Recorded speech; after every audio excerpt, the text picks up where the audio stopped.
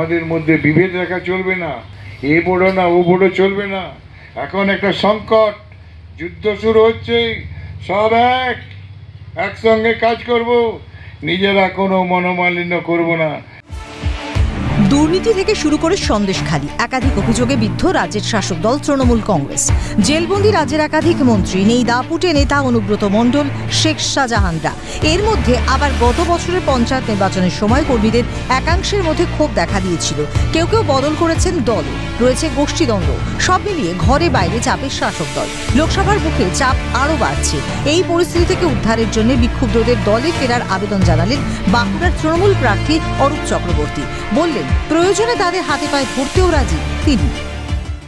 দলটা করতে গেলে একসঙ্গে কাজ করতে হবে। আমি দলের এই মুমূর্ষু অবস্থায়, এই কঠিন অবস্থায় কোনো কর্মীকে বিভাজন হতে দেব না। দরকার হলে পায়ে ধরে নেব, দরকার হলে পায়ে ধরে নেব। খোদ প্রার্থীর মুখে এমন বক্তব্যের পরে জোর জল্পনা শুরু হয়েছে। প্রশ্ন উঠছে, বাস্তবে কি সংকটে ভুগছে শাসক শিবির? সংকট কি ঘাসফুল শিবিরের অভ্যন্তরে? তাই কি মুমূর্ষ শব্দবন্ধ ব্যবহার করতে হচ্ছে? রাজনৈতিক মহল মনে করছে তৃণমূলের আভ্যন্তরীণ সংকটের চিত্রটা রাজ্য জুড়ে এই রকমই। অরূপ চক্রবর্তী সেই ছবিটাই তুলে ধরেছেন মাত্র।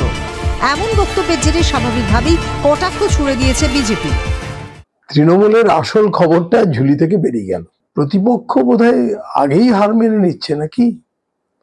সবসময় লড়াইয়ে প্রতিপক্ষ একটু জোরদার হলে, মানে দুটো টিম যখন খেলে, দুটো টিমই যখন ভালো খেলে, সেই খেলা দেখতে ভালো লাগে।